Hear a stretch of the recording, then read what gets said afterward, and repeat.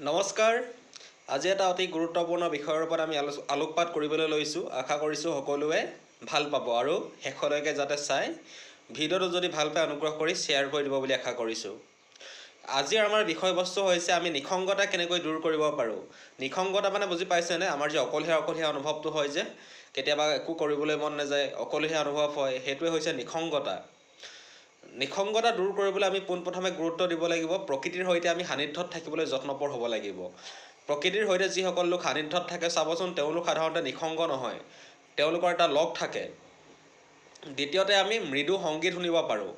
সংগীত নিসংগতা নিৰাময়ৰ ক্ষেত্ৰত মহৌষধ বুলি ক'ব পাৰি। আমি যোনে যাৰ গান ভাল পায়, এতিয়া মই জুবিন গাৰ্গৰ গান খুব ভাল পাওঁ, গতিকে মই জুবিন গাৰ্গৰ গান এটা একদম নিশ্চিন্ত মানে হেডফোন লগাই শুনিব পাৰোঁ যেতিয়া নিসংগতা আমাৰ অনুভৱ হয়। আপোনালোকে যোনে যাৰ গান ভাল পায় তেওঁলোকৰ গানেই শুনিব পাৰে। নিসংগতা দূৰ কৰাৰ ক্ষেত্ৰত মৃদু সংগীতে বহুত বেছি পৰিমাণে সহায় কৰে। কিতাপ হৈছে আমাৰ সৰ্বশ্ৰেষ্ঠ বন্ধু। আমি কিতাপৰ প্ৰেমত যি এবাৰ পঢ়ে তেওঁ বুজি পাব যে তেওঁ কেতিয়াও নিসংগই নহয়। কাৰণ যিমান নিসংগতা সময় আহিলেও তেওঁলোকক সেই কিতাপখন মেলি লৈ কিতাপখন চাবলৈ যেতিয়া যত্নপৰ হয় তেতিয়া দেখিব যে নিসংগতা ভাৱ একেবাৰে আপোনালোকৰ মনৰ পৰা আঁতৰি গৈছে। আমি বাতৰি কাকত অধ্যয়নৰ ওপৰত গুৰুত্ব দিব পাৰোঁ। যেতিয়া আমাৰ একো কৰিবলৈ মন নাযায় তেতিয়া আমি বাতৰি কাকতখন মেলি লৈ ধুনীয়াকৈ পঢ়িব পাৰোঁ। তেতিয়া আমাৰ নিসংগতা ভাৱ বহুত বেছি পৰিমাণে দূৰ হ'ব। আৰু আমি পৰিষ্কাৰ পৰিচ্ছন্নতাৰ ওপৰত গুৰুত্ব দিব লাগিব। আমি যিমানে পৰিষ্কাৰ পৰিচ্ছন্ন হৈ থাকিব পাৰিম সিমানেই আমাৰ নিসংগতা দূৰৰ ক্ষেত্ৰত সহায়ক হ'ব। এতিয়া বহুতে প্ৰশ্ন কৰিব পাৰে, পৰিষ্কাৰ হৈ থাকিলে কেনেকৈ নিসংগতা দূৰ হ'ব? আপোনালোকে চাওক, যেতিয়া আপোনালোক পৰিষ্কাৰ পৰিচ্ছন্নকৈ থাকে, গা পা ধুই ধুনীয়াকৈ সাজ পোছাক পৰিধান কৰি থাকে, তেতিয়া চাবচোন মনটো অনবৰত ফ্ৰী লাগি থাকে। ফ্ৰী লাগি থকা মানে নিসংগতা দূৰ কৰাৰ ক্ষেত্ৰত এটা মহৌষধ নহয় জানো?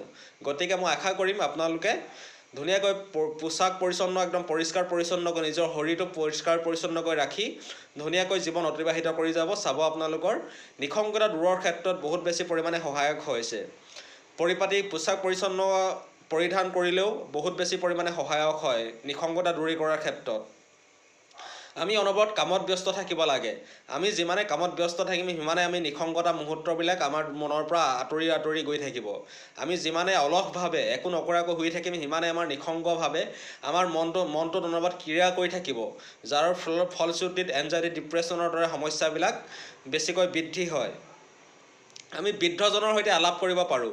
বৃদ্ধজনৰ সৈতে আলাপ মানে বুজি পাইছেনে? আমি জ্যেষ্ঠজন যে আমাতকৈ থাকে আমি তেওঁলোকৰ সৈতে কথা পাতিব পাৰোঁ। তেওঁলোকেও বহুত এই নিসংগতা দূৰীকৰণৰ ক্ষেত্ৰত তেওঁলোকৰ অৱদানো বহুত বেছি। গতিকে আমি যদি বৃদ্ধজনৰ সৈতে কথা পাতোঁ, তেওঁলোকৰ যদি আমি কথাবিলাক সাৰমৰ্ম বুজি পাওঁ, তেন্তে দেখিব যে আপোনালোকৰ নিসংগতা ভাৱ বহুত বেছি পৰিমাণে দূৰ হৈছে। আমি পৰোপকাৰী হ'বলৈ শিকিব লাগিব। পৰোপকাৰী মানে বুজি পাইছেনে? পৰোপকাৰী মানে হৈছে যি আনক উপকাৰ কৰি ভাল পায়, আনক উপকাৰ কৰে, তেওঁ হৈছে পৰোপকাৰী। আমি যিমানেই পৰোপকাৰী হ'ম সিমানেই আমাৰ দৈহিক মানসিক জগতত আমাক নিসংগতাভাৱে ইমান ক্ৰিয়া কৰিব নোৱাৰিব আৰু আমি অকলশৰীয়া ইমানকৈ হ'বলৈ নাপাম। গতিকে আমি পৰোপকাৰী হ'বলৈ যত্নপৰ হ'ব লাগিব। প্ৰতিটো মিনিট প্ৰতিটো ছেকেণ্ড আমি উদযাপন কৰিবলৈ শিকিব লাগে। প্ৰতিটো মিনিট প্ৰতিটো ছেকেণ্ড আমি মনত ৰখা উচিত যে এটা মিনিট পাৰ হৈ যোৱাৰ পিছত সেই মিনিটটো জীৱনত কাহানিও ঘূৰি নাহে। গতিকে আমি প্ৰতিটো সময় প্ৰতিটো মিনিট প্ৰতিটো ছেকেণ্ড আমি জীৱনক উদযাপন কৰিবলৈ শিকিব লাগে। প্ৰতিটো মিনিট প্ৰতিটো ছেকেণ্ড উদযাপন কৰিবলৈ শিকিলে নিসংগতা ভাৱ দূৰ কৰাৰ ক্ষেত্ৰত বহুত বেছি পৰিমাণে সহায়ক হ'ব। আমি এটা কুকুৰ পুহিব পাৰোঁ। কুকুৰ এটা গৱেষণাত প্ৰমাণ পাইছে যে যিসকল লোক কুকুৰৰ সান্নিধ্যত থাকে তেওঁলোকৰ হৃদৰোগৰ সম্ভাৱনা বহুত বেছি পৰিমাণে কমি যায়। গতিকে আমি এটা কুকুৰ এটা পুহিব পাৰোঁ। কুকুৰটোৰ সান্নিধ্যত যদি আমি থাকোঁ আমাৰ বহুত লাভালাভ হ'ব। আমি মটিভেশ্যনেল ভিডিঅ'বিলাক আমি উপভোগ কৰিব পাৰোঁ। মটিভেশ্যনেল ভিডিঅ' আমি যোনে নহওক অসমৰ ক্ষেত্ৰত যদি আমি চাওঁ, দীপক শৰ্মা হ'ব পাৰে, নিতুমণি শইকীয়া হ'ব পাৰে, ৰাষ্ট্ৰীয় প্ৰেক্ষাপটত যদি চাওঁ সন্দীপ মহেশ্বৰী হ'ব পাৰে, APJ আব্দুল কালাম ছাৰ হ'ব পাৰে। গতিকে যিসকল লোক মানে মটিভেশ্যনেল যোগায়, আমাক উৎসাহ যোগায়, আমি সেইসকল লোকৰ বক্তব্যবিলাক আমি উপভোগ কৰিব পাৰোঁ।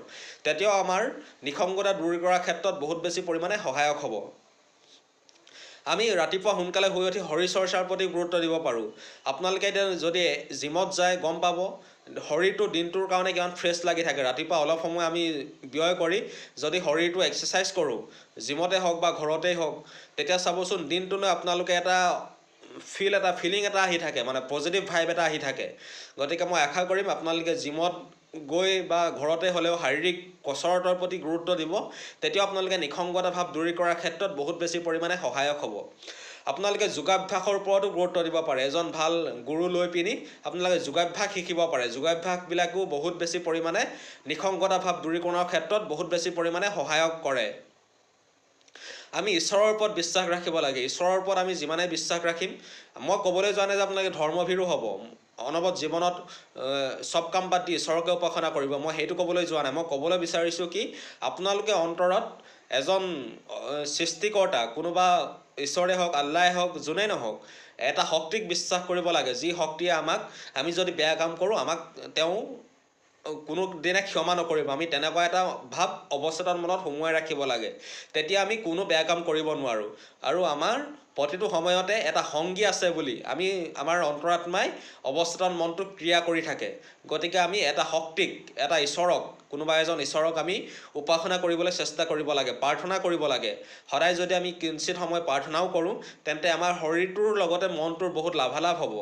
আমি আধ্যাত্মিক চেতনা আমাৰ মনত যিমানেই সবল হ'ব সিমানেই আমাৰ নিসংগতা ভাৱ দূৰীকৰণৰ ক্ষেত্ৰত সহায়ক হ'ব। আমি ৰাগিয়াল দ্ৰব্যবিলাক ব্যৱহাৰৰ ওপৰত একেবাৰে ৰাগিয়াল দ্ৰব্য ব্যৱহাৰ কৰাৰ ক্ষেত্ৰত একদম সচেতন হ'ব লাগে। কোনোটো ৰাগিয়াল দ্ৰব্য আমি ব্যৱহাৰ কৰিব নালাগে। মদ হ'ব পাৰে, চিগাৰেট হ'ব পাৰে, বিড়ি হ'ব পাৰে, ড্ৰাগছ হ'ব পাৰে, যিয়ে নহওক লাগিলে, আমি ধপাত হ'ব পাৰে, এই ৰাগিয়াল দ্ৰব্যবিলাক আমি ব্যৱহাৰ একেবাৰে কৰিব নালাগে। আমি যিমান পাৰি সিমান। এতিয়া মোৰ এই ৰাগিয়াল দ্ৰব্যৰ ওপৰত কথা ক'বলৈ গ'লে মোৰ IPS আনন্দ মিশ্ৰৰ এটা কথা মনত পৰে। মোৰ কথাষাৰ খুব ভাল লাগে, সেইকাৰণে আপোনালোকৰ আগত মই ব্যক্ত কৰিবলৈ লৈছোঁ। তেওঁ কৈছিল যে নিচা যদি কৰিব লাগে, পজিটিভ বস্তুৰ নিচা কৰিব লাগে, মজা তাত পাব। মিউজিক কৰি চাওক, কালচাৰত গৈ চাওক, চিনেমা চাওক, যি নকৰক লাগিলে আপোনালোকে উপভোগ কৰক, মজা তাত পাব। আপুনিতো নিচাত্মক দ্ৰব্যবিলাক ব্যৱহাৰ কৰি মৃত্যুৰ ফালে গৈ আছে, এইটো কি মজা কৰিছে, তেনেদৰে তেখেতে ব্যক্ত কৰিছিল। মোৰ সেই কথাষাৰ খুব ভাল লাগে যে নিচা যদি কৰিব লাগে, পজিটিভ বস্তু নিচা কৰিব লাগে, মজা তাত পাব। আপুনি যি মাৰাত্মক নিচা ব্যৱহাৰ কৰি আছে, আপুনি মৃত্যুৰ ফালে গৈ আছে, মজাটো বেলেগহে লৈ আছে। এইটো কি মজা হ'ল, যি মজাত আপুনি বেহুচ হৈ থাকে। এই কথাষাৰ খুব ভাল লাগে, গতিকে মই আপোনালোকৰ আগত ব্যক্ত কৰিলোঁ। কথাষাৰ যাতে সাৰমৰ্ম আপোনালোকে বুজি পায়, মই সেইটোৱে আশা কৰিছোঁ। আৰু আমি বেছিকৈ যদি নিসংগ ভাৱ আহে, আমি আইনাৰ আগত, মিৰৰৰ আগত ৰখি পিনি আমি নিজৰ লগতে বাৰ্তালাপ কৰিব পাৰোঁ। ধুনীয়াকৈ ৰখি ল'লোঁ, ধুনীয়াকৈ ড্ৰেছ পোছাক পৰিধান কৰি ধুনীয়াকৈ আইনাৰ আগত ৰখি ল'লোঁ, ধুনীয়াকৈ আইনাৰ লগতে আমি কথা পাতিলোঁ, ধুনীয়াকৈ ইণ্টাৰেকশ্যন কৰিলোঁ, ধুনীয়াকৈ বক্তৃতা এটা দিলোঁ। চাবচোন মনটো বহুত বেছি পৰিমাণে পজিটিভ হৈ যাব। আৰু গতিকে মই আশা কৰিম মোৰ ভিডিঅ'টো সাৰমৰ্ম আপোনালোকে বুজি পাইছে। নিসংগতাই বৰ্তমান আমাৰ অসমীয়া বুলি ক'লে ভুল হ'ব, মানে সমগ্ৰ বিশ্বতে এক দাবানলৰ সৃষ্টি কৰিছে। প্ৰতিজন মানুহ আজি নিসংগ হৈ পৰিছে, ভিৰৰ মাজত থাকিও নিসংগ হৈ পৰিছে। গতিকে মই সেইসকল ব্যক্তিৰ উপকাৰ হোৱাকৈ মই আজি ভিডিঅ'টো বনাবলৈ যত্নপৰ হৈছোঁ।